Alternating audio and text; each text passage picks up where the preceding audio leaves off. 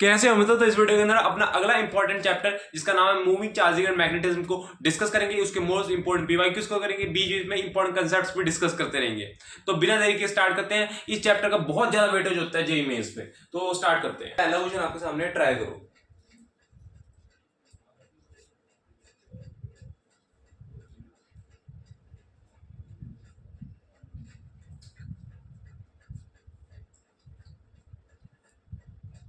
Question में कहा गया है find the magnetic field at the point P in the figure, the curved portion in the semi circle connected to two long straight wires. Okay, ये हमारे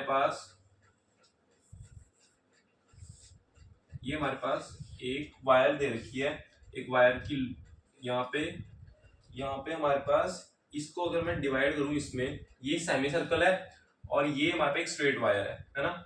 अब मैंने हर बार एक बात बताता हूँ जब ये चैप्टर पढ़ाता हूँ कि अगर कोई वायर ये जिस पॉइंट पे हमने मैग्नेटिक फील्ड निकालनी है उसमें से पास कर रहा है, उसमें से अगर पास कर रहा है तो उसके लिए मैग्नेटिक फील्ड जीरो हुई है। उसकी वजह से मैग्नेटिक फील्ड की वैल्यू उस पॉइंट पे जीरो हुई है ना। तो यानी कि हमारे पास इस वाले वायर में से, एक मिनट की डायरेक्शन देखूं, हाँ इस पोर्शन के लिए मैग्नेटिक फील्ड की value at P point zero होगी इस वाले पोर्शन के लिए। और इस वाले पोर्शन की वजह से यहां से लेके यहां तक इस वायर की वजह से जो मैग्नेटिक फील्ड की वैल्यू आएगी इस पॉइंट पे वो क्या आएगी है? हम ये वाला फॉर्मूला लगा सकते हैं। इस पॉइंट पे मैग्नेटिक फील्ड की वैल्यू होती है B इज इक्वल टू के I R sine theta one plus sine theta two, theta one और ये थीटा टू। ये वाला फॉर्मूला हमने पढ़ा हुआ है, बिल्कुल पढ़ा हुआ है। तो यानी कि हमारे पास यहाँ पे इसकी वजह से जो वैल्यू आएगी वो आएगी के आई बाय आर। हमें ये आर दे रखा है, अगर ये आर है तो ये भी आर ही होगा क्योंकि ये सेमी सर्कल है। अब यहाँ पे ये वाली जो वायर है, ये तो मैंने यहाँ पे से दिखाया क्योंकि अब इनफाइनाइट दिखाना तो पॉसिबल नहीं है। तो ये वाली जो वायर है वो ये इनफाइनाइट तक जा रही है, तो कहीं ना कहीं यहाँ इसकी वजह से ये इसकी डायरेक्शन होगी, इसका जो एंगल बनेगा वो 90 डिग्री बनेगा। अगर कोई फाइनाइट एंगल बनता तो वो हम दिखा सकते थे, लेकिन इनफाइनाइट तक जा रहा है तो कहीं ना कहीं ये 90 डिग्री को टेंड करेगा। तो यहाँ पे साइन 90 आ जाएगा और साथ में दूसरा एंगल। अब ये वाली वायर तो यहीं पे खत्म होगी, यहाँ आगे कोई वायर ही नहीं है, तो एंगल क्या बन गया? जीरो।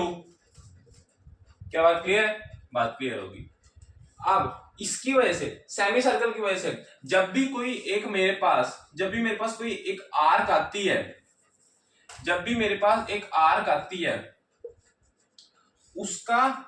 उसका हमारे पास उसकी वजह से जो मैग्नेटिक फील्ड आती है एट दिस पॉइंट वो क्या आती है? ये अगर इसका रेडियस r है तो वो आती है B is equal to P को मैं कह दूंगा BP के आई आर, ये चीज के आई आर थीटा को पाई में लिखा करो, है थीटा को रेडियंस में पाई में लिखा करो, पाई वाली फॉर्म में।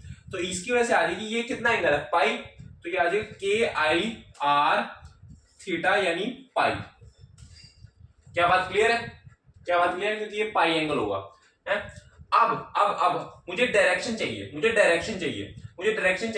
पी पॉइंट पे क्या होगी। देखो ये ऐसे जा रही है तो कहीं ना कहीं जब करंट इधर जा रहा है हमारे पास ये बाहर की तरफ आ रही है, मैग्नेटिक फील्ड बाहर की तरफ आ रही है इस पॉइंट से। और जब इसकी बात करूंगा, करंट इस तरफ जा रहा है, फिर से मैग्नेटिक फील्ड बाहर की तरफ आ रही है पी पॉइंट, इसकी वजह से हमें देखने की जरूरत ही नहीं। तो अगर मैं इन दोनों को ऐड कर दूं तो हमें net magnetic field at P मिल जाएगी, के आई आर पाई प्लस के आई आर साइन 90 कितना होता है? 1। तो ये आ गया। लेकिन हमें जो दे रखी है वो ऐसे ऑप्शंस नहीं मैच करेंगे, तो हमें इसको इस फॉर्म में लाना पड़ेगा। तो ये आ जाएगा B P mu nought by 4 pi. क्या बात क्लियर है? Mu nought by 4 pi I upon r pi plus 1। अब मुझे साफ ऑप्शन में दिख रहा है mu not I by 2r बाहर है, ब्रैकेट के बाहर है, तो बची हुई चीज को मैं अंदर भेज देता हूं। तो यहां से मैं 2 पाई को अगर अंदर भेज दूं, mu naught I by 2r, ये आ जाएगा 1/2, 2 पाई को अंदर भेजा, 1/2 अपॉन 1/2 पाई। क्या बात क्लियर है? ऐसा कौन सा ऑप्शन मैच कर रहा है? ए ऑप्शन मैच कर रहा है, नोट करो। अगला क्वेश्चन आपके सामने है, ट्राई करो।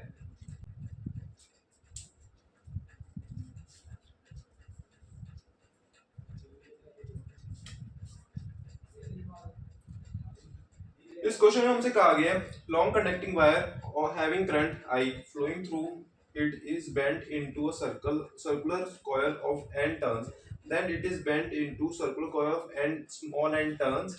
The magnetic field is calculated at the center of the coil in both cases. The ratio of the magnetic field in the first case or to that of second case.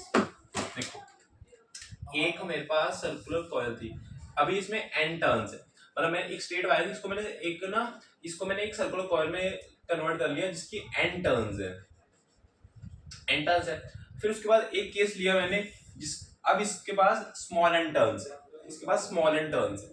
है, देखो formula कहता है magnetic field का at centre n mu not I by 2r, इसका जो भी radius होगा इसका। अगर मैं इस केस के लिए b1 r1 ये ले लूं, r1 ले लूं, करंट तो दोनों में सेम ही जा रहा है, R1 अभी फिलहाल इसका R1 है।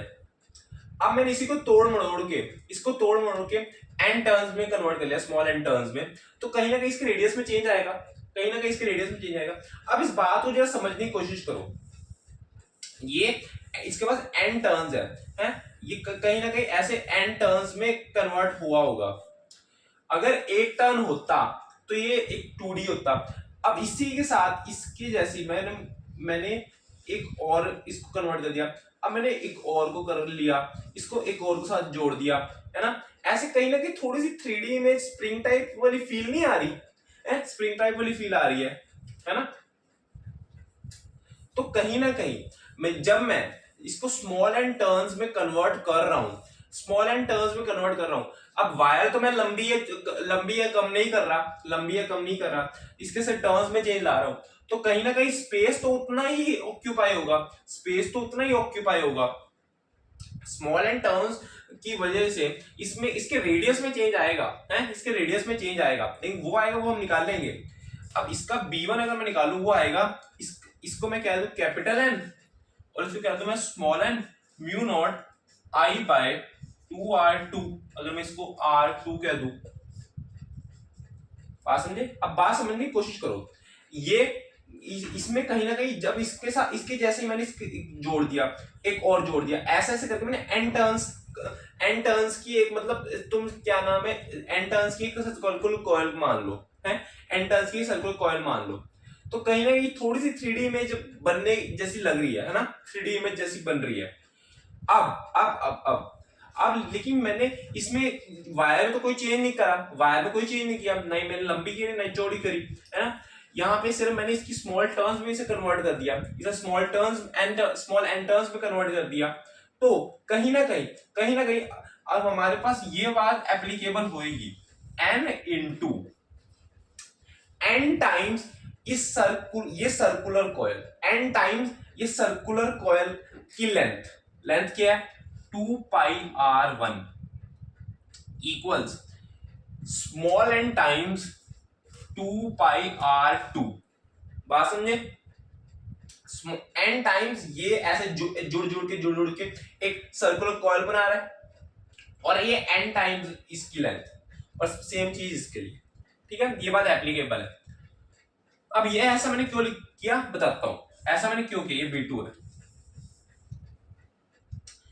B1 अपॉन B2 ये आएगा म्यू नॉट I2, ये तो कट ही जाना है ना, ये कट जाने हैं, n अपॉन स्मॉल n ये बनेगा R2 upon R1, B1 upon B2 पूछे या B2 upon B1? First upon, ठीक है।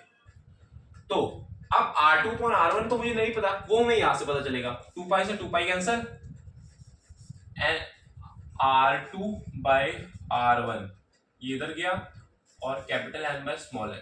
क्या बात क्लियर है? तो ये बन जाएगा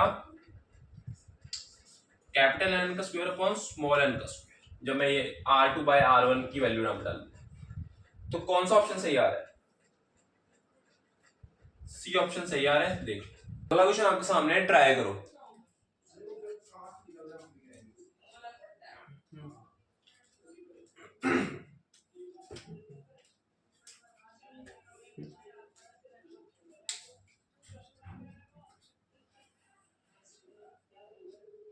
क्वेश्चन में कहा गया है a Helmholtz coil has pair of loops each with n turns and radius r. They are placed coaxially at distance r and the same current I flows through the loop in the same direction. The magnitude of the magnetic field at P midway between the center A and C is given by।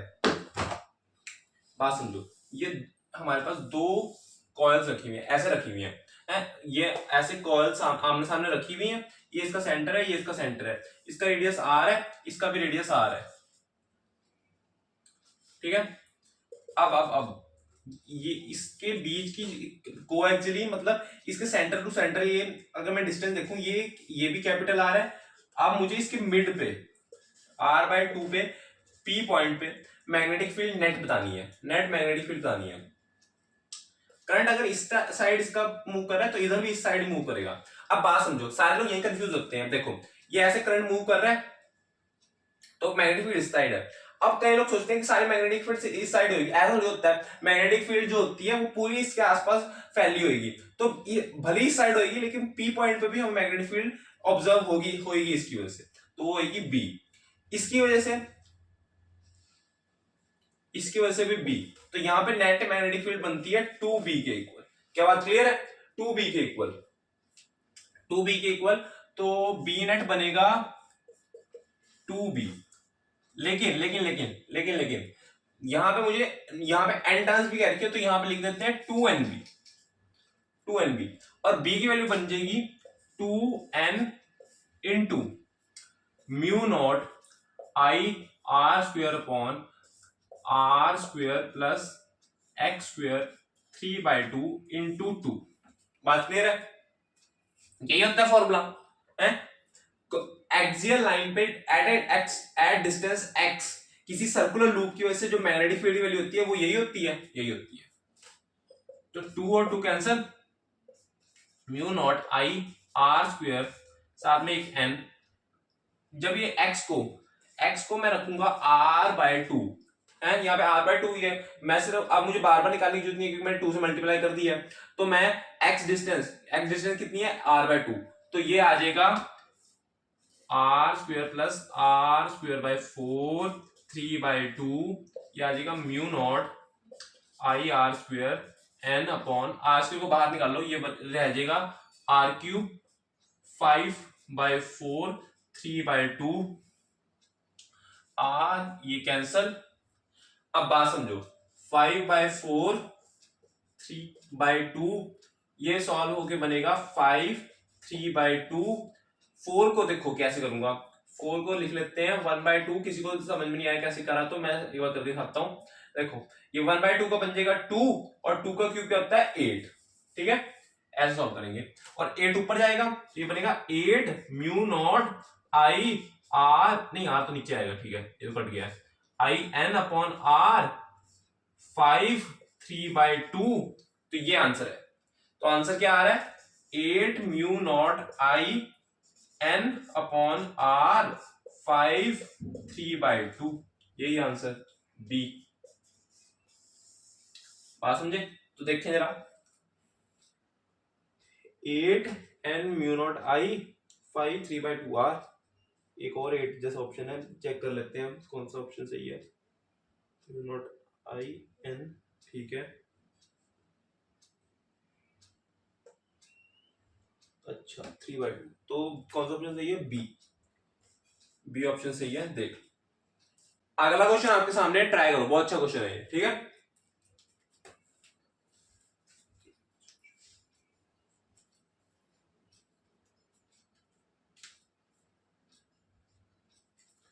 इस question में कहा गया है a long insulated copper wire is closely wounded as a spiral of n turns. The spiral of inner radius A and outer radius B. The spiral lies in XY plane and steady current I flows through the wire. The Z component of the magnetic field at the center of the spiral is. ये एक spiral है, मान लो ये tightly bounded है, बात समझो। ये तो मैंने दिखाने के लिए थोड़ा सा स्पेस बना रखा है, लेकिन ये ना के बराबर इनके बीच में स्पेस है। ये कुछ कुछ ऐसे ऐसे है, कुछ कुछ ऐसे है। अब ये तो मैं दिखाने से स्पेस में तो कुछ पता ही नहीं चल रहा, तो मैंने स्पेस दिखाया, लेकिन ये टाइटली बाउंडेड है, ठीक है। अब इस बात को समझने की कोशिश करो, आप इस बात को जरा समझने की कोशिश करो। अगर ये टाइटली बाउंडेड होगा, हमसे पूछा गया, हमसे क्या पूछा गया, Z component of the magnetic field at the centre of the spiral. अब अगर मान लो इन्होंने कहा गया लॉन्ग सर्कुलर, इसकी टर्न्स है n, इसकी टर्न्स है n, spiral has inner radius a, इसका कुछ इनर रेडियस होगा, है। देखो मान लो, समझो, मान लो ये कुछ ऐसे स्टार्ट हुआ है, उसके बाद ऐसे ऐसे चलता गया, इसका कुछ इनर रेडियस a था, ये मतलब थोड़ा सा इधर ज्यादा हो गया, इधर कम हो गया, लेकिन ये क्या नाम है, इक्वली डिवाइडेड है, और कुछ आउटर रेडियस का होगा b, है ना, ऐसा कुछ होएगा। तो इसका कुछ, इसको मैं कोई थोड़ा सा डिस्टेंस से स्टार्ट करता हूं,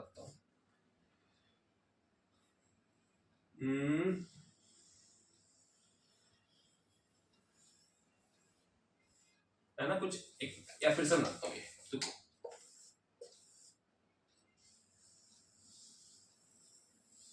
ठीक है, ये है A और ये है मान लो B, ठीक है। तो अब हमसे कहा गया है इसमें से करंट I पास कर रहा है, इसमें से करंट I पास कर रहा है, तो हमें एक मैग्नेटिक फील्ड बतानी है, तो बता देते हैं। देखो मैग्नेटिक फील्ड बताने के लिए अब बात समझो, अगर मैं, अब मुझे ये बात पता चल रही है कि इसका धीरे धीरे रेडियस बढ़ रहा है, तो कहीं ना कहीं मैग्नेटिक फील्ड अब डायरेक्ट तो आ नहीं सकती, इंटीग्रेशन का सहारा तो लेना ही पड़ेगा, लेकिन कैसे सवाल ये है कैसे, ये तो कोई समझदार व्यक्ति है तो वो देख के समझेगा कि इसमें रेडियस का चेंज आ रहा है, तो मैग्नेटिक फील्ड निकालने के लिए हमें इंटीग्रेशन का सहारा लेना ही पड़ेगा, लेकिन कैसे, देखो अगर मैं एक एलिमेंट लू छोटा सा,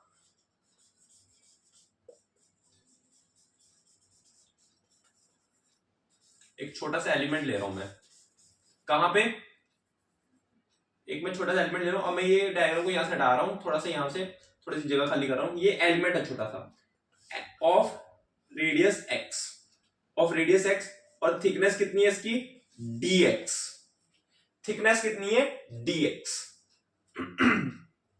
अब dx इसकी थिकनेस है। अब एक बात समझो, क्या, देखो अगर मैं यहां पे इस छोटे से के लिए लिखूं, इस छोटे से के लिए मैं लिखूं db म्यू नॉट I है, क्योंकि करंट तो इसमें से भी उतना ही पास कर रहा है, करंट तो इसमें से भी पास कर रहा है, तो अब यहां पे लिखा जाएगा 2 म्यू नॉट। अब वैसे जब हम सर्कुलर कॉइल का फॉर्मूला पढ़ते हैं वो क्या होता है, mu nought I bye 2r, क्योंकि इसका रेडियस r होता था, यहां पे क्या है इसका रेडियस, म्यू नॉट 2x। इतनी बात समझो, पहले इतनी बात समझो, ठीक है। अब इसमें से करंट कुछ और पास कर रहा होगा और पूरी में से कुछ और पास कर रहा होगा, ये बात समझे, तो वो करंट मुझे पहले निकालना पड़ेगा, वो कैसे निकालूंगा, अब बात समझो, अगर मैं बात करूं n में से, या रुको, b माइनस ए, जब मैंने ये ऐसे था a और बाहर वाला रेडियस था b, इन दोनों के बीच की जो डिस्टेंस है, कहीं ना कहीं एंटर्न्स ही थी, क्या कहीं ना कहीं वो एंटर्न्स ही थी ना, कहीं ना कहीं वो एन टर्न्स ही थी, बी और ए के बीच की जो बीच में जो थिकनेस थी वो एन टर्न्स ही थी, वो एक तरह की थिकनेस थी, वो एन टर्न्स ही तो थी, है ना। और dx भले ही बहुत ही पतली है, मैं मानता हूं एलिमेंट का ये थिकनेस बहुत पतली होती है, भले ये बहुत पतली है क्या, लेकिन क्या कहीं ना कहीं क्या ये एन टर्म्स का ही काम कर रही है, कहीं ना कहीं ये एन टर्म्स का ही काम कर रही है। और बी माइनस ए अगर मैं बहुत छोटा छोटा छोटा छोटा छोटा डिफरेंस करता हूं तो dx ही जाएगा, dx ही जाएगा। तो यहां से 1 is equal to n by b minus a है, n by b minus a, और dx से दोनों मल्टीप्लाई कर दूं तो n by b minus a dx है, n by b minus a dx। क्या बात क्लियर है, क्या बात क्लियर है? हुँ? हुँ। तो क्या, देखो अब ये क्या था, टोटल में से है, टोटल में से जब n में से हमारा ये n में से जो करंट हमारा पास कर रहा था वो बी माइनस ए की थिकनेस वाला था। अब इतने में से जितना पास कर रहा होगा वो लिखा जाएगा म्यू नॉट, अगर मैं इसको आई आई इसको मैंने लिखा नहीं पहले, लेकिन आई नॉट आई डैश लिख दो इसे, ये ज्यादा सही रहेगा। आई इंटू अगर टोटल का आई है तो वो आएगा n by b minus a d x 2x, ठीक है।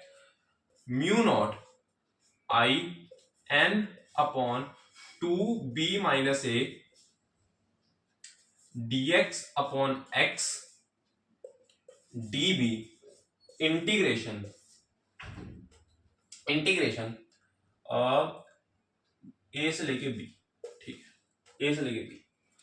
तो ये आ जाएगा mu not I n upon 2b minus a, इसकी क्या होती है ln, तो ये आ जाएगा ln b बाय, बात क्लियर है? तो ये आएगा आंसर। ऐसा कोई ऑप्शन है? Mu nought n I 2b minus a ln b by, ठीक है, ए ऑप्शन सही है, देखो ये ऑप्शन सही है। अगला क्वेश्चन आपके सामने, ट्राई करो।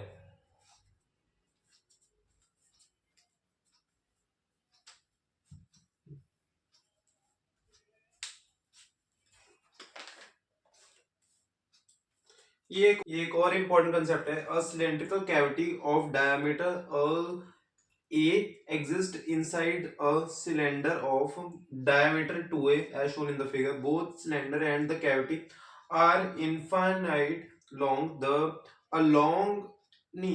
A uniform current density J flows along the length.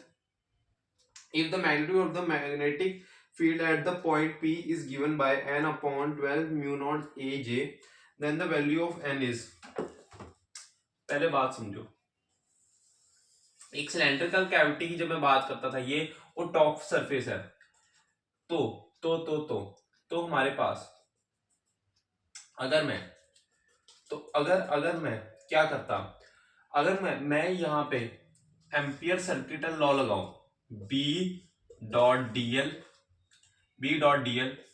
Mu naught I है, तो यहाँ पे अगर मैं एम्पीरियल लूप लूं तो क्या बनेगा, एम्पीरियल लूप लूं वो बनेगा P DL mu not I. अब यहां पे हमारे पास आता है डीएल क्या चीज है। अब डीएल जब बाहर होता था तो क्या होता था, जब बाहर वाला केस होता था तो आर डिस्टेंस पे ये होता था बी 2 पाई आर और आई पूरा का पूरा आ जाता था, और ये आता था B is equal to mu not I upon 2 pi small r, ये होता था। हम इसका यूज करेंगे, एक बार एक और केस भी देख लो, उसको भी मैं रिवाइज करवा देता हूं। जब अंदर वाली साइड होता था B dl mu not I dash कैसा होता था, आई डैश देखो, आई डैश होता था जब हमारे पास यहाँ पे ये पूरा हम लेंगे पाई आर स्क्वेयर, इसमें आई करंट है तो एक हो जाएगा आई अपॉन पाई आर स्क्वेयर, और अगर ये डिस्टेंस अंदर वाली साइड स्मॉल आर है तो ये हो जाएगा pi small r square into I, एक मिनट ये ना थोड़ा सा याद रखता हूँ, I upon pi r capital are square, ये हो जाएगा I into pi small r square upon pi capital are square. Pi और पाई कैंसल, तो यहाँ पे जो बचा हुआ करंट होएगा, ये जो चीज है इसके अंदर एम्पीरियल लूप के अंदर जितना करंट आएगा है ये वाला सारा जो करंट आएगा वो होगा I small r square upon capital are square. ठीक है, तो इस वाले केस में बी बनता है और साथ में डीएल क्या है, डीएल अभी भी 2 पाई स्मॉल आर है, म्यू नॉट आई डैश क्या है, capital I r square upon capital are square, r और आर कैंसल, तो यहां से बन रहा है b is equals to mu not I upon 2 pi capital are square. अब देखो और ये साथ में एक r, अब ये जो चीज है I upon pi r capital are square ये होता है j के इक्वल, यानी करंट डेंसिटी। तो यहां से आ जाएगा, तो यहां से आएगा b is equals to mu nought j small r upon 2, final formula ये बनता है। ठीक है, ये होता था। अब हम क्वेश्चन में वापस आते हैं, एक बार पहले से किसी ने नोट करना है कर लो।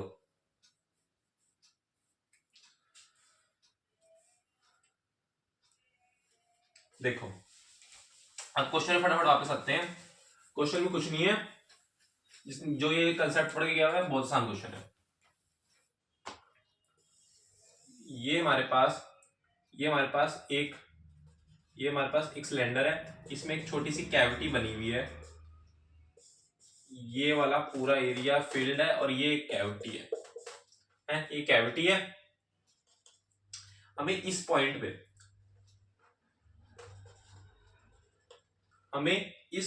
P पे मैग्नेटिक फील्ड बतानी है नेट वाली। बी नेट होएगा B total minus B cavity है। इसमें हम फॉर्मूला यूज करेंगे mu not I upon 2 pi small r. Small r क्या होएगा, P से लेके इस पॉइंट की डिस्टेंस, जब टोटल की बात करेंगे तो ये डिस्टेंस क्या है, ये डिस्टेंस है a के इक्वल, ये डिस्टेंस है a के इक्वल, और ये है हमारी a/2, ये क्योंकि पूरा a होगा आधा a/2 होएगा। अब हमें P से डिस्टेंस इसमें लेनी होती है ना, है P से डिस्टेंस, तभी हम P पॉइंट पे नेट निकाल पाएंगे, उस हिसाब से लेंगे।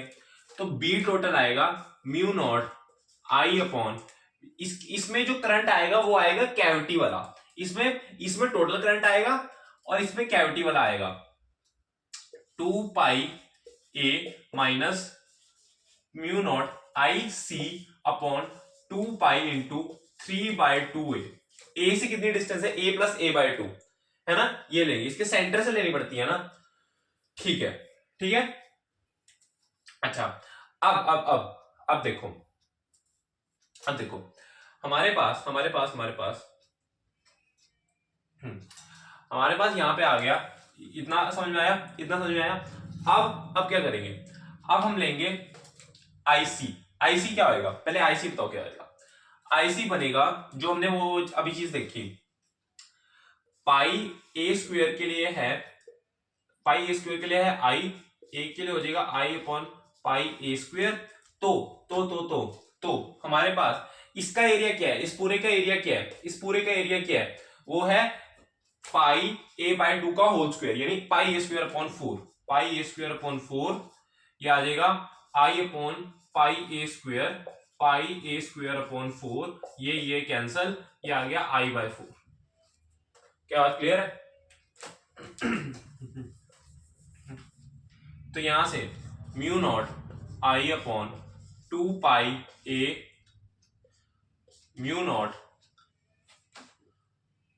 आई अपॉन 4 इंटू 2 पाई इंटू 3/2, 2 और 2 कैंसल, तो यहां से बचा mu not I by pi a, ये बन रहा है 1/2 माइनस 1/12, तो ये बन जाएगा 12 -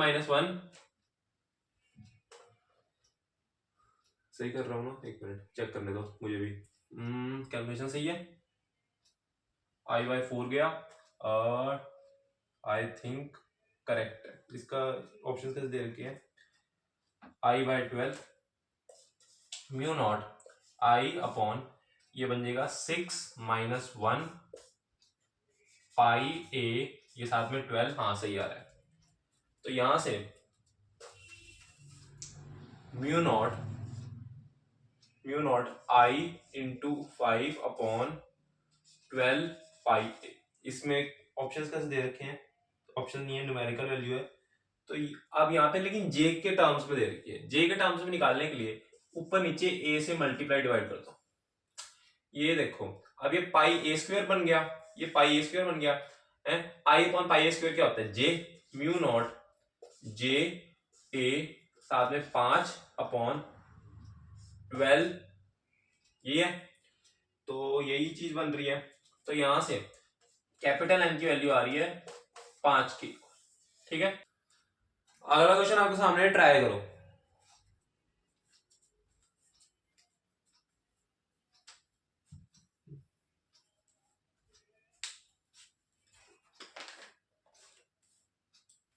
ये क्वेश्चन कहा गया, a triangular shaped wire carrying 10A current is placed in uniform magnetic field of 0.5 T. As shown in the figure, the magnetic force on segment CD is given by BC, CD और BD के 5 centimetre दे रखा है। तो देखो ये क्या बनेगा, कुछ ऐसा सा डायग्राम होगा। ये भी 5 सेंटीमीटर है, ये भी 5 सेंटीमीटर है, ये भी 5 सेंटीमीटर। क्या बात क्लियर है, 5 सेंटीमीटर।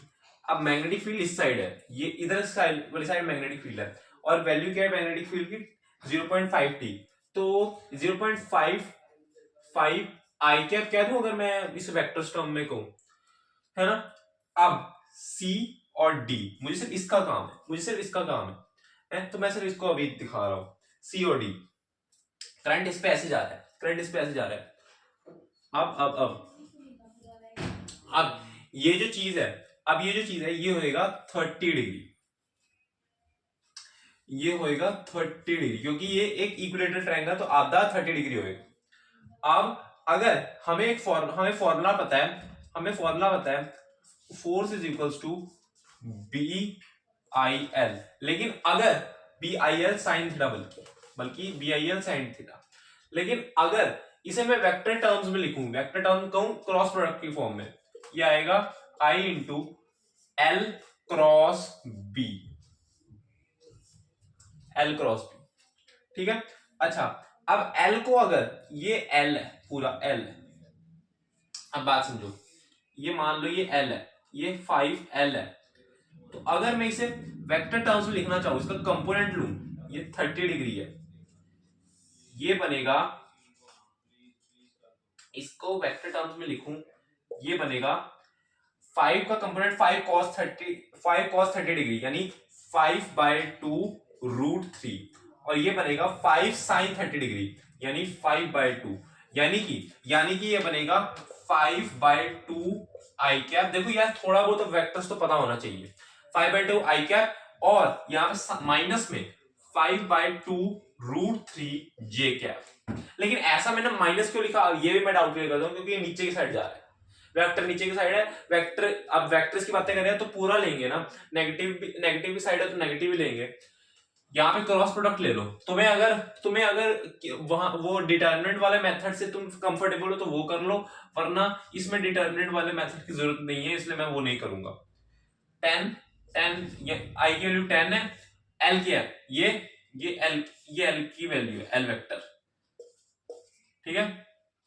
ये बनेगा 5/2 आई कैप माइनस 5/2 √3 जे कैप क्रॉस बी कैप 0.5 आई कैप 0.5 आई कैप।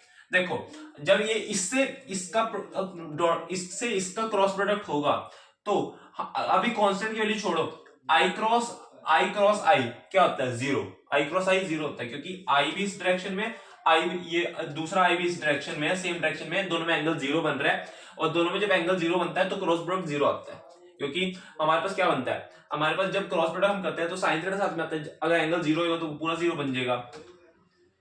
और जब जे क्रॉस आई होएगा, जब जे क्रॉस आई होएगा, जे कैसे होता है, जे ऊपर की साइड होता है, आई इस साइड होता है, जे क्रॉस आई माइनस आई के, और यहाँ पे एक साथ में माइनस है, तो ये बनेगा 5/2 √3 इंटू 0.5, यहाँ पे माइनस भी एक साथ में, जे क्रॉस आई, ये बनेगा 5/2 √3 0.5 माइनस के कैप, माइनस माइनस प्लस, तो ये बनेगा 5, ये इसको अगर मैं 0.5 को 1/2 लिखूं तो कोई गलती तो नहीं है, बिल्कुल नहीं है, 5/4 √3 के कैप, 5/4 √3 के कैप। अब इसमें ये चीज ऐड हो सकती थी कि हो सकता था ऑप्शंस में डायरेक्शन भी दे रखी होती, तो मैंने उसका भी तरीका बता दिया है। तो ये 5/4 √3 आएगा, तो 5/4 इंटू 1.73, तो ये बनेगा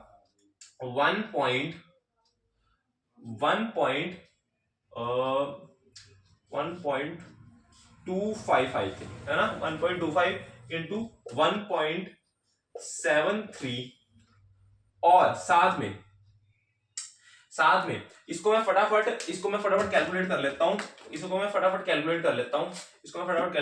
हूं, और एक और इसमें एक और चीज मैं ऐड करना चाहूंगा, एक सेकेंड, इसमें मैं एक और चीज ऐड करना चाहूंगा, क्या करना चाहूंगा कि देखो, अब ये एल था, ये क्या था, 5 सेंटीमीटर में था, ये 5 सेंटीमीटर में था ना, ये 5 सेंटीमीटर में था, तो इसको भी कन्वर्ट कर लेते हैं, इसको मीटर्स में कर ले आते हैं, ठीक है, इसको मीटर्स में ले आते हैं। तो क्या करना होगा, बस इसको 10-2 से करना पड़ेगा, 10-2, यहां पे भी 10-2, ये बन गया 1.25 सेंटीमीटर में था ना, ठीक है, 10-2, तो ये बनेगा 0.0173, ठीक है, तो ये बनेगा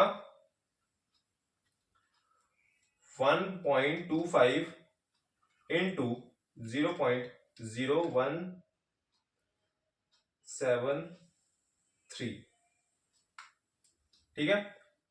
ये ऐसा कोई ऑप्शन है, ऑप्शन तो आ रहा है, लेकिन इसमें ना थोड़ी सी पॉइंट्स में दिक्कत आ रही है, एक मिनट चेक कर लेते हैं, शायद पॉइंट्स में कोई गलती हो रही हो, कोई दिक्कत वाली बात नहीं, ऐसा हो सकता है।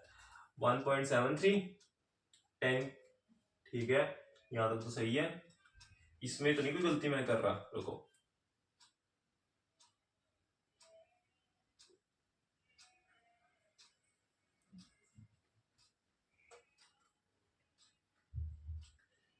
वन 1.25 इंटू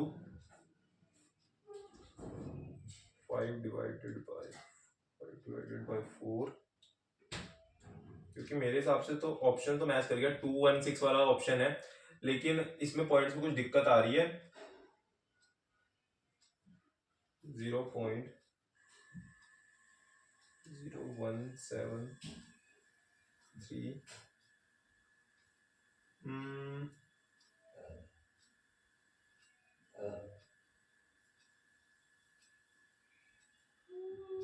सेंटीमीटर है, ये भी सही है, अब मुझे फिर से इसे पूरा चेक करना पड़ेगा, कोई नहीं, चलो देखते हैं, एक मिनट चेक करते हैं, इस पूरे चेक करना पड़ेगा, ये 0.5 था,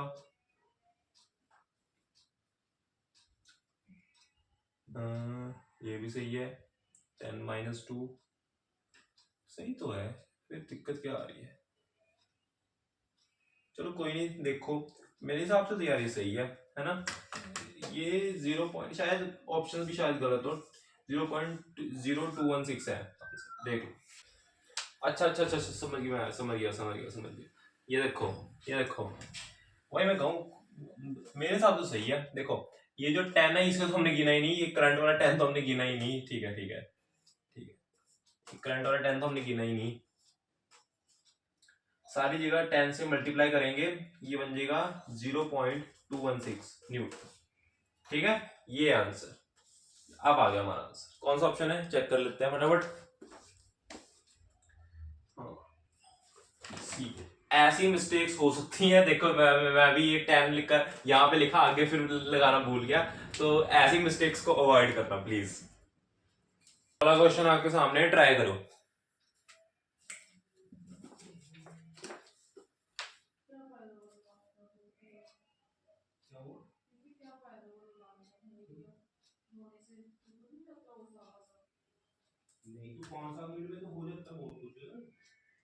अब देखो यहाँ पे इस क्वेश्चन क्या रखा है, rigid square loop of side A, current carrying current I2 is lying on a horizontal surface near a long current I1 carrying wire in the same plane as shown in the figure. The net force on the loop due to the wire will be। ये एक wire है जिसके अंदर current I1 जा रहा है और ये एक लूप है, इसमें करंट के साथ निकल रहा है I, ऐसा ऐसा ऐसा, है ना, ऐसा निकल रहा है। अब पूछा है इन्होंने हमसे, फोर्स की बातें पूछी हैं। एफ नेट, जब दो पैरेलल वायर्स आती हैं, उसका फॉर्मूला बनता है mu naught I1 I2 upon 2 pi r, और साथ में एक एल होता है। कई बार एफ बाय एल भी पूछ लेते हैं, तो उस केस में फॉर्मूला जैसा होगा वो चेंज हो जाएगा, ठीक है। अच्छा, अब मेरी बात समझो, ये बात समझो, ये जो वायर है इन दोनों की लेंथ सेम है और करंट की डायरेक्शन अलग अलग है, तो इसकी वजह से जो इस पे फोर्स आएगी, इस पे वो फोर्स की रिवर्स डायरेक्शन में आएगी। यानी इसकी वजह से जो फोर्स आएगी वो अगर एफ वो आएगी तो इसकी वजह से माइनस एफ आएगी, तो इसका इफेक्ट इसको काट देगा, या कहो इसका इफेक्ट इसको काट देगा। तो हमें इन दोनों वायर्स की वजह से फोर्स निकालने की जरूरत नहीं है, और इसके लिए अगर निकालने जाएंगे तो हमें इंटीग्रेशन का सहारा लेना पड़ेगा। अगर कोई इच्छुक है, अगर मान लो मेरे को क्वेश्चन आ जाता कि सिर्फ ये वायर दे रखी है और सिर्फ ये वायर का पार्ट ऐसे हॉरिजॉन्टल में दे रखा है, मान लो ऐसा कुछ क्वेश्चन आ रखा है और मुझसे फोर्स की बातें पूछी हैं सेम वाली, तो मैं उसको बता देता हूं कैसे करना था, फटाफट बता देता हूं, फिर इस क्वेश्चन में वापस आते हैं, फटाफट बता देता हूं। इसके लिए मुझे इंटीग्रेशन का सहारा लेना पड़ता। अगर मान लो ऐसे है ये और ये मेरे पे आई, और ये मान लो ये, इसको भी चलो आई फिलहाल अभी ले लो, इसको भी आई ले लो। क्या करना पड़ेगा, यहाँ पे एक हम छोटा सा एलिमेंट लेंगे x डिस्टेंस पे, dx लेंथ का, तुम्हें बस क्या करना होगा, जैसे कि ये म्यू नॉट I स्क्वायर, क्योंकि दोनों I है, 2 पाई x x डिस्टेंस पे dx लेंथ का एक मैंने एलिमेंट लिया है। अगर मैं इसको इंटीग्रेट कर दूंगा, कहां से लेके कहां तक करना पड़ेगा इंटीग्रेट, अगर ये एलिमेंट, अगर l डिस्टेंस, चलो a ले लो, a डिस्टेंस पे पड़ा है और इसकी लेंथ है l, तो a डिस्टेंस से लेके कहां तक इसकी जा रही है, a प्लस एल तक, सिर्फ l नहीं, a प्लस एल तक, a प्लस एल। यहां पे इंटीग्रेट करेंगे mu nought I upon 2 pi ln a plus L upon a, ठीक है, ऐसे करना है। ये फॉर्मूला बनता है, ये मैंने, कोई अगर इच्छुक है तो मैंने ये वाला जब चैप्टर पढ़ा रखा है तो ये डेरिवेशन करवा रखी है, वहां जाके देख सकते हो, ठीक है। अभी इसका काम नहीं है, अभी हमें सिर्फ इस पे ध्यान देना है। तो ये सिर्फ हमें इसकी वजह से निकालना है, वो आएगा, इसकी वजह से जब मैं निकालूंगा वो आएगा म्यू नॉट I1 I2, इसकी लेंथ a है, साथ में इसकी लेंथ a है, और साथ में इसकी डिस्टेंस कितनी है, डिस्टेंस में दे रखी है, कितनी दे रखी है, देखें a दे रखी है, a 2 पाई a माइनस इसकी वजह से mu naught I1 I2 a upon 2 pi 2a, तो यहां पे आएगा mu naught I1 I2 a upon 2 पाई, और 2 पाई कॉमन आ जाएगा तो रह जाएगा 1 माइनस 1/2, 1 माइनस 1/2, सिर्फ ये 1/2 ही बचेगा, तो ये आ जाएगा 2 पाई 2a, क्योंकि ये 1 - 1/2 बनेगा ना, तो यहाँ पे नेट रिजल्ट 2a ही रह जाएगा। तो ये बन रहा है μ0 I1 I2 a कैंसिल हो जाएगा, I1 I2 अपॉन 4 पाई, है ना, ये आएगा। और ये ध्यान से ये चीज देखो है, ये इसका जो रिजल्ट आ रहा है वो रिपल्सिव आ रहा है, वो रिपल्सिव आ रहा है, ये बात समझने वाली है। देखो ना, देखो μ0, sorry, F is directly inversely proportional to R, F is direct inversely proportional to R। कैसे कैसे कैसे कैसे, देखो ना, μ0 I1 I2 अपॉन 2 पाई R, L तो कांस्टेंट है, L तो कांस्टेंट है, तो यहां से बात साफ पता चल रही है, साफ पता चल रही है। तो यहां से ये रिजल्ट रिपल्सिव आ रहा है। अगर ये बात अभी भी समझ में आई, एक बार कमेंट्स में लिखना, वैसे मेरे हिसाब से आप समझ में आ जानी चाहिए, है, ठीक है।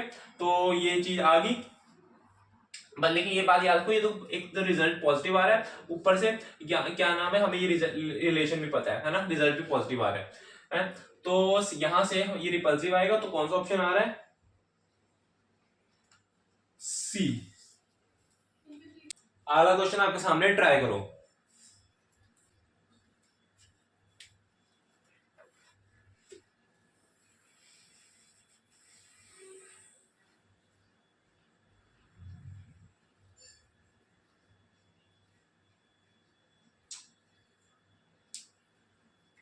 इस क्वेश्चन में कहा गया है, ये एक और अच्छा क्वेश्चन है।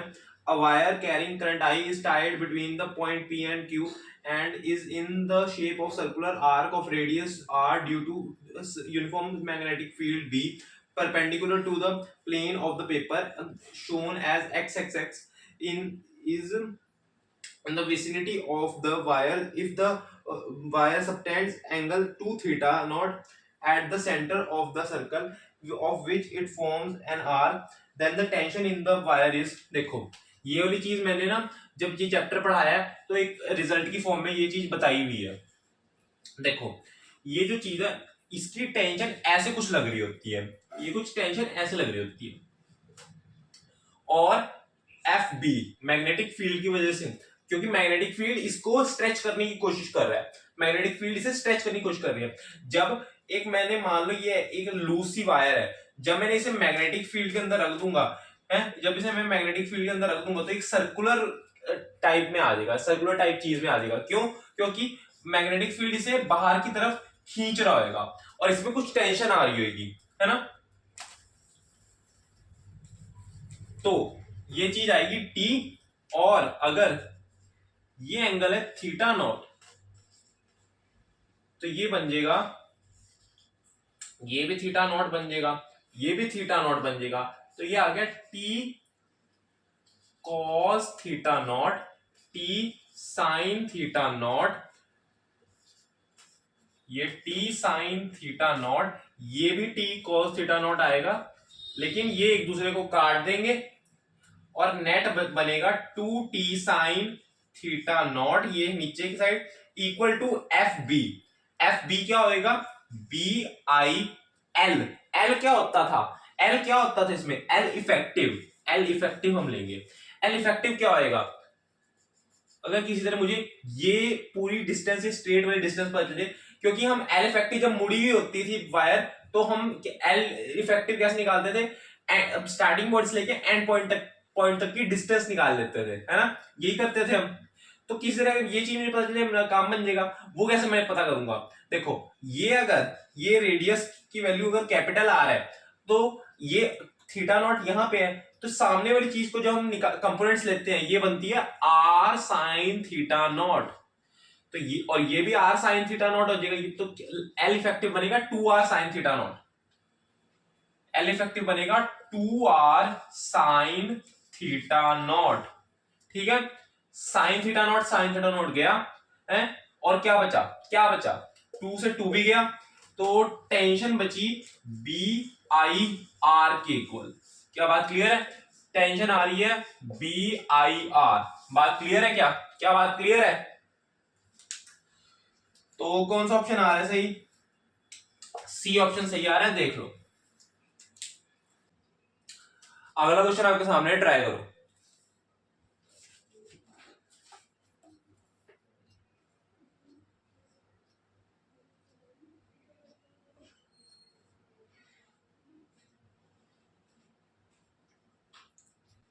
इस क्वेश्चन में कहा गया, ये भी बहुत अच्छा क्वेश्चन है। A moving coil galvanometer has 50 turns. Each turn has area 2 into 10 raised to power minus 4 meter square. Then the magnetic field produced by the magnet inside the galvanometer is 0.02 Tesla.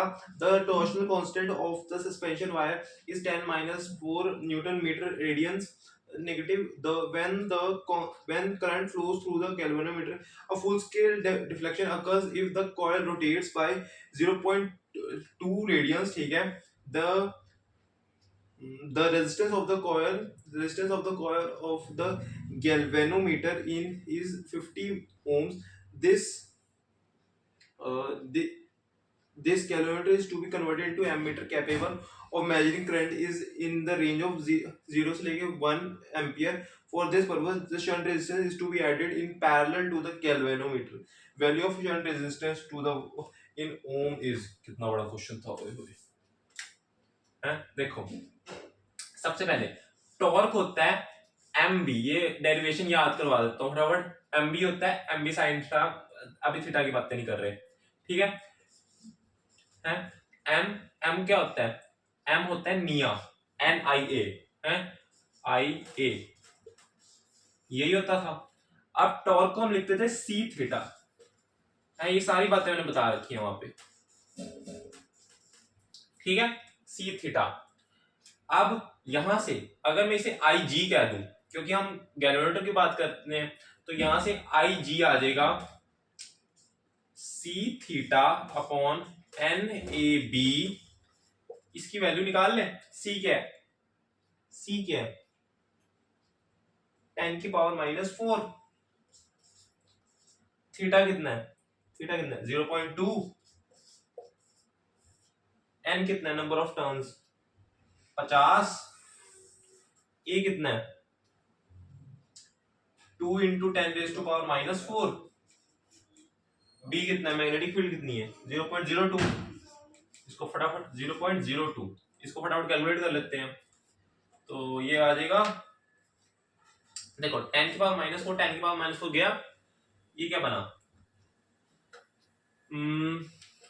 0.2 upon 0.02 into 10 raise to power minus 2 हो जाएगा। क्यों? 50 into 2 10, 100 sorry 100 ऊपर जाएगा, 10 की power minus 2, ठीक है?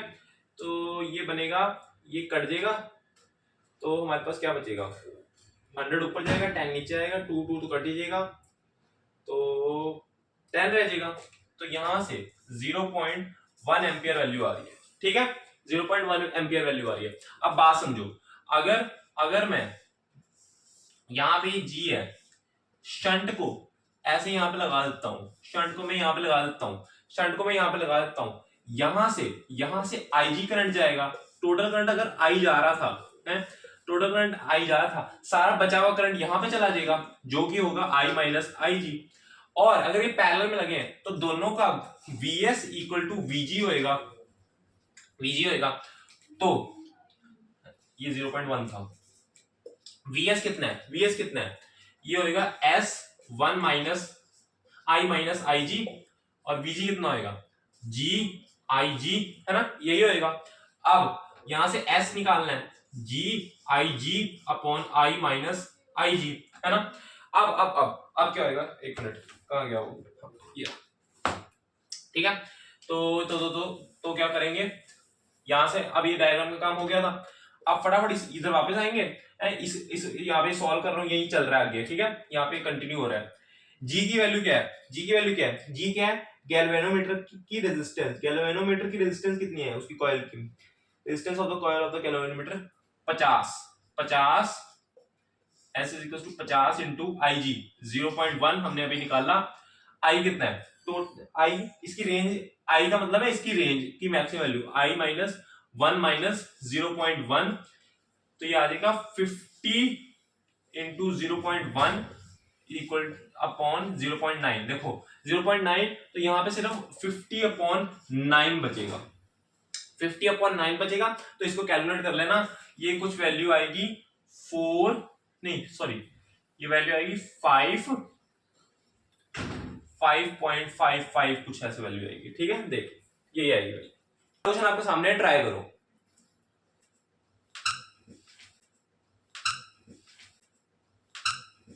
ये हमारा लास्ट प्रॉब्लम है, ये भी अच्छा क्वेश्चन है। Two long parallel wires are at a distance 2d apart, they carry steady equal currents flowing out of the plane of the paper as shown. The variation of the magnetic field B along the line x x dash is given by। बात समझो, ये एक ये current बाहर निकल रहा है और एक ये करंट है, ये दोनों ना ये बोर्ड के बाहर आ रहे हैं करंट, है ना, ऐसे आ रहे हैं। अब हमसे कहा गया है क्या, हमसे कहा गया है कि ये है एक एक्स डैश लाइन है। अब हमें इसका ग्राफ बताना है कि मैग्नेटिक फील्ड कैसे वेरी करेगी। अब बात समझो, मैग्नेटिक फील्ड अगर ना करंट बाहर की तरफ आ रहा है तो मैग्नेटिक फील्ड ऐसे आ रही होगी, है ना, ऐसे कुछ इस तरह।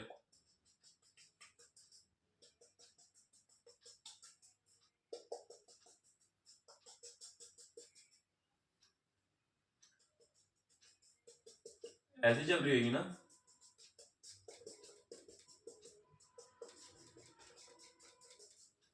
है ना, ऐसे आ रही होगी। तो हमारी जो मैग्नेटिक फील्ड है, जैसे जैसे हम दूर जा रहे हैं मैग्नेटिक फील्ड की वैल्यू उस वायर की वजह से कम हो रही है। यहाँ पे ज्यादा होगी, यहाँ पे थोड़ी उससे कम होगी, यहाँ पे थोड़ी उससे कम होगी, ऐसे होता है। अब हमें इसका ग्राफ बताना है। अब बात समझो, यहाँ पे सबसे पहले तो कि वायर के पास ये है बी और इसको एक्स को ये एक्स डिस्टेंस वगैरह मान लो, ये एक्स एक्सिस को ना डिस्टेंस की एक्सिस मान लो। जब हम वायर के पास है तो मैग्नेटिक फील्ड की वैल्यू ज्यादा होनी चाहिए, है ना। और जब मैं जैसे मैं मैग्नेटिक इससे दूर जा रहा हूं तो मैग्नेटिक फील्ड की वैल्यू कम हो जानी चाहिए, है ना। तो कहीं ना कहीं इसका इनवर्स जैसा रिलेशन आ रहा है ना, तो कुछ ऐसा सा ग्राफ बनेगा। और ये डिस्टेंस डी है और ये बाकी डिस्टेंस भी डी है, क्योंकि टोटल डिस्टेंस 2d है। और बात समझो, यहां तक तो ऐसा चलेगा। फिर यहां इस जगह पे इसका जब मैं इफेक्ट देखूंगा, क्योंकि इस एक पॉइंट के बाद इसका ग्राफ नेगेटिव में जाना शुरू हो जाएगा। क्यों देखो देखो, अब ये हमारे पास कैसे जा रहा था, ऐसे ऊपर वाली साइड थी, यानी पॉजिटिव में मैग्नेटिक फील्ड हमें निकालनी पड़ी थी हमें पॉजिटिव में। अब यहाँ पे बाहर उधर आया, हमारे पास रिवर्स डायरेक्शन है, इधर रिवर्स डायरेक्शन इस पॉइंट पे आ रही है, तो इसका ग्राफ सेम बनेगा। क्योंकि देखो इस वायर से जब दूर जाएंगे फिर से वही चीज होगी, जितनी दूर होगी मैग्नेटिक फील्ड की इंटेंसिटी उतनी ही कम होगी, है। तो लेकिन हमारे पास इसकी डायरेक्शन उल्टी आ रही है, इससे इस पॉइंट पे उल्टी आ रही है। इधर कैसे आ रही थी, इधर ऊपर वाली साइड आ रही थी, इधर कैसे आएगी, नीचे वाली साइड। तो ग्राफ कुछ इस तरह बनेगा। चलो अब इधर की तो हमने बात कर ली, अब इधर कैसे होएगा देखो। अब यहाँ पे जब मैं इस पॉइंट पे देखा तब हमारा हैंड ऊपर की साइड से कर्ल कर रहा था, यहाँ पे ऐसे नीचे की साइड हो रहा है, क्योंकि है ना, ऐसे नीचे साइड हो रहा है ना, क्योंकि अब मैग्नेटिक फील्ड की वैल्यू नेगेटिव बन रही है, नीचे वाली साइड जा रही है, नेगेटिव साइड बन रही है, तो मैग्नेटिक फील्ड नेगेटिव बन रही है। तो हम क्या करेंगे, सेम ऐसा इनवर्स जैसा ग्राफ, ये हाइपरबोलिक ग्राफ लग रहा है ना, रेक्टेंगुलर हाइपरबोलिक है, इसको हम बना देंगे यहाँ पे, क्योंकि अब हमारा हैंड नीचे वाली साइड कर्ल कर रहा है, तो नेगेटिव बनेगा। और यहाँ पे ऊपर वाली साइड कर्ल कर रहा है, तो यहाँ पे कुछ इस तरह बनेगा, ठीक है, ऐसा ग्राफ बनेगा। तो फाइनल जो ग्राफ बन रहा है वो ये आ रहा है।